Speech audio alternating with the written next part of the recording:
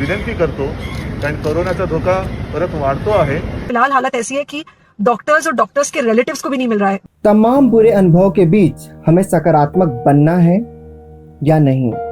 Lockdown सही है या नहीं? क्या लॉकडाउन कोरोना को रोकने का आखिरी रास्ता है? आज हम इस सारी बातों पर चर्चा करेंगे।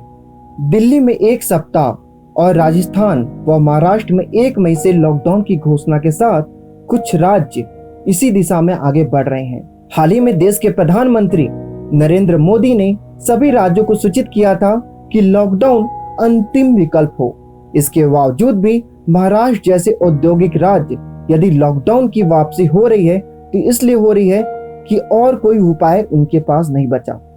राज्यों को यह ध्यान रहे कि लॉकडाउन में न तो जरूरी सेवाएं बाधित हो पाए और न औद्योगिक उत्पाद थम पाए। उन्हें यह सुनिश्चित करना चाहिए कि आवश्यक वस्तु के साथ साथ औद्योगिक उत्पाद व कच्चे माल की आवाजाही का तंत्र बिना किसी बाधा का न रुक सके। यह ठीक नहीं कि महाराष्ट्र और दिल्ली के कामगार की वापसी होती दिख रही है। यदि लॉकडाउन के कारण उद्योग का पहिया थमा तो फिर से एक नई समस्या खड़ी हो जाएगी। ऐसे में यह आवश्यक नहीं, अनिवार्य है कि राज्य सरकार की ओर से जनता को यह संदेश दिया जाना चाहिए कि इस बार लॉकडाउन अलग तरीके का हो। लॉकडाउन का अर्थव्यवस्था पर न्यूनतम असर हो, यह भी ध्यान रखा जाना चाहिए। यदि न चाहते हुए लॉकडाउन लगाना पड़ रहा है तो कोरोना संक्रमण के बेलगाम होने के साथ साथ कुछ भूलों के कारण हो रहा है। जैसे जनवरी फरवरी के बाद आम जनता ने बेफिक्री दिखाई, वैसे ही उस दिशा में उनका नेतृत्व करने की जरूरत है। हमारा छोटा सा मित्र देश इजराइल कोरोना से मुक्त हो गया है। वहाँ इसके मामले में 97% की कमी आ गई है। चीन ने भी इस तिमाही में 18.3% का आर्थिक वृद्धि के साथ कोविड से मुक्ति हो जाने की घोषणा की है। अगर हम भारत पर निगाह डालें तो यहाँ क्या हो रहा है? भविष्य में विश्व गुरु बनने की चाहत रखने वाले भारत, जिसकी पहचान आज बिना ऑक्सीजन से मरे लाशों से भरे शमशान घाट पर हो रही है। देश और सभी राज्यों के पास 1 साल का मौका था। इस दौरान किसी भी आपात स्थिति के लिए स्वास्थ्य व्यवस्था को तैयार किया जा सकता था, लेकिन नहीं हुआ। वर्तमान हालात को देखकर लगता है हमारी सरकार कोविड की लहरों को लेकर कोई आपात योजना नहीं बना पाई है। मला अजूनही वॅक्सिनबद्दल भीती आहे ती दूर कशी करणार आणि काही ठिकाणी संभ्रम देखील आहे। याच्यामध्ये कोणतीही भीती किंवा संभ्रम मनामध्ये ठेवण्याची आवश्यकता नाही। मी स्वतः वॅक्सिन घेतलेलं आहे, तुमच्यासमोर उभा आहे आणि मनापासून सांगतो की वॅक्सिन घेताना अजिबात कळत सुद्धा नाही। एवढ्या छान पद्धतीने वॅक्सिन दिलं जाते। मला असं वाटतं मी संपूर्ण जनतेला, माता भगिनींना आणि बांधवांना विनंती करतो, कारण कोरोनाचा धोका परत वाढतो आहे। म्हणून माझं आवाहन आहे की सर्वांनी ज्यांना ज्यांना आता वॅक्सिन देण्यासाठी पात्र ठरवलं गेलेलं आहे त्या सर्वांनी मनात कोणतेही किंतु परंतु न आणता वैक्सीन घ्यावं। जनता अस्पतालों के बाहर मर रही है। हमारी सरकार अस्पताल में वेंटिलेटर, एम्बुलेंस भी मुहैया नहीं करा पा रही है। शमशान में लकड़ी का रेट बढ़ गया है। लोग अपने की मृत्यु को लेकर चीख रहे हैं, चिल्ला रहे हैं। इस हाल में हम अपने आप को आने वाले भविष्य के विश्व गुरु कहलाने की योग्य हैं या नहीं, यह तो आने वाला वक्त बताएगा। जो राष्ट्र वैक्सीन की दुनिया का एकमात्र सुपर पावर होने पर गर्व कर रहा था, आज वह ऑक्सीजन की रणभूमि बन गया है। Care takers of all these people in the hospital, उनको आपकी प्रार्थना की बहुत जरूरत है और सबसे ज्यादा जरूरत है कि आप अपना ध्यान रखें। ओके, एंड बस घर पे रहो। आप कुछ हफ्तों तक सिर्फ घर पे रहो, जब तक हम ये सिचुएशन ऐसे हैंडल कर सके कि हम एटलीस्ट कुछ हो जाए तो हम हॉस्पिटल में पेशेंट्स को ले सके। फिलहाल हालत ऐसी है कि डॉक्टर्स और डॉक्टर्स के रिलेटिव्स को भी नहीं मिल रहा है बेड। तो आप सोचिए कि it's an absolutely helpless situation. Okay, I think अगर हम सब इतना ध्यान रखेंगे, we will definitely come through this second wave very well.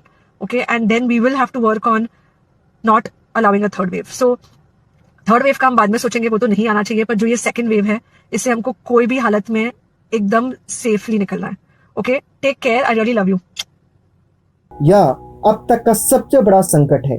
कोविड-19 की वापसी इसकी पहली लहर से दोगुनी गंभीर है और इसके कारण संकट भी गहरा होते जा रहा है। अगर हम थोड़ी विनम्रता के साथ यह सच स्वीकार कर लें तो विचार कर सकते हैं कि हम इस हालात तक कैसे पहुंच गए। और इससे महत्वपूर्ण यह है कि इससे उभरने का रास्ता क्या होगा। सितंबर के मध्य तक जब भारत में कोविड के मामले कम होने लगे थे, तब विश्व के दूसरे देश कोरोना संक्रमण की दूसरी लहर से जूझ रहे थे। ऐसे समय में भारत ने कोरोना पर जैसे जीत ही हासिल कर ली थी। ऐसे माहौल में हम जीने लगे थे। यह सच है कि लोगों ने डर, सावधानी, मास्क आदि को भूलकर शादी पार्टियों में जाना शुरू कर दिया था। उत्सव, कुंभ मेला, बड़े पैमाने पर चुनाव अभियान शुरू हो गए थे। इसी के कारण अब अस्पतालों से लेकर दवाखानों और शमशान घाट में लंबी कतारें लगी हुई हैं। अब आगे का रास्ता एक ही है, ज्यादा से ज्यादा लोगों को टीके लगाए जाएं। हमारी आबादी जितनी बड़ी है और संक्रमण जिस तेजी से फैल रहा है, उसके मद्देनजर वर्तमान में टीकाकरण की रफ्तार धीमी है। लेकिन दूसरी लहर के लोगों की जान के साथ अर्थव्यवस्था की चिंता अचानक महत्वपूर्ण हो उठी है। राज्य के उद्यमी व्यापारी वर्ग भयभीत हैं। लॉकडाउन होने से उनके बिजनेस में बड़ा घाटा का सामना करना पड़ रहा है। वहीं दूसरी ओर कामगार, श्रमिक अपने घर वापसी कर रहे हैं। लेकिन चिंता की बात यह नहीं, आखिर कोरोना वायरस पूरी तरह खत्म होगा या नहीं। नए टीके बनाने के दावे किए जा रहे हैं, लेकिन उसका प्रमाण साबित होने में अभी वक्त लगेगा। दूसरे वायरस की तरह कोरोना वायरस भी अमर है या नहीं, यह तो आने वाला सक्रिय परिणाम बताएगा। पिछले वर्ष के लंबे लॉकडाउन ने देश की अर्थव्यवस्था की कमर तोड़ दी है। अब अगर दोबारा लंबा लॉकडाउन लगा तो हालात और दर्द से भरी हो सकती है। भविष्य के घर में क्या छिपा है कौन जाने। उधर फैक्ट्री मालिकों के चेहरे पर हवाइयां उड़ी हुई हैं। उन्हें लगता है कि श्रमिक के पलायन से उनका उत्पाद फिर से बाधित हो जाएगा।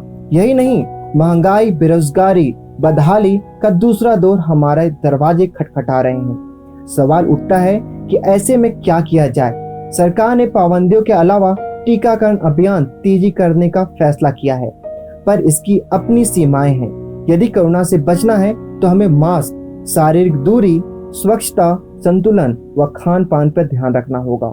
कोविड-19 का दूसरा पहर पहले से कहीं ज्यादा घातक है। लोग आधिकारिक तौर पर इस संक्रमण के शिकार पाए गए हैं। महाराष्ट्र, मध्य प्रदेश, गुजरात, दिल्ली, पंजाब, छत्तीसगढ़ ने अपना पुराना रिकॉर्ड तोड़ दिया है। पश्चिम बंगाल में अभी चुनाव चल रहे हैं। वहां सभी राजनीतिक पार्टी चुनावी रैली में व्यस्त हैं, जिनमें भारी भीड़ कोरोना प्रोटोकॉल की धज्जियां उड़ाती दिख रही हैं। इस बात का असर भविष्य में कहर न बरते, इस बात का ध्यान रखना पड़ेगा। एक जानी मानी विज्ञान पत्रिका में प्रकाशित हुए एक अध्ययन में कहा गया है, देश में जल्द ही औसतन मरीजों की मौत हो सकती है। वह संख्या बढ़कर जून के पहले सप्ताह में और अधिक होने की आशंका है। रिपोर्ट में कहा गया है, दूसरी लहर पहली लहर से ज्यादा खतरनाक साबित होगी। रिपोर्ट में सुझाव दिया गया है, देश में टीकाकरण की रफ्तार तेज करने की जरूरत है और सभी वयस्क लोगों को जल्द से जल्द टीकाकरण लगाया जाना चाहिए। हमें आगे की चुनौतियों के लिए खुद को तैयार रखना होगा। आने वाले समय में निश्चित ही रोजगार को लेकर अनिश्चितता उत्पन्न हो सकती है। बहुत सारे लोगों के सामने रोजगार का संकट भी हो सकता है। आर्थिक चुनौतियां पहले से अधिक गंभीर हो सकती है, या हालात यह हो सकता है 1 साल से 1.5 साल भी हो सकती है। अगर आपको ये वीडियो पसंद आया हो तो इस वीडियो को लाइक करें, शेयर करें और द पब्लिक न्यूज़ 24 को सब्सक्राइब करना ना भूलें। और आपका कोई भी सुझाव हो तो नीचे दिए गए कमेंट बॉक्स पर दें।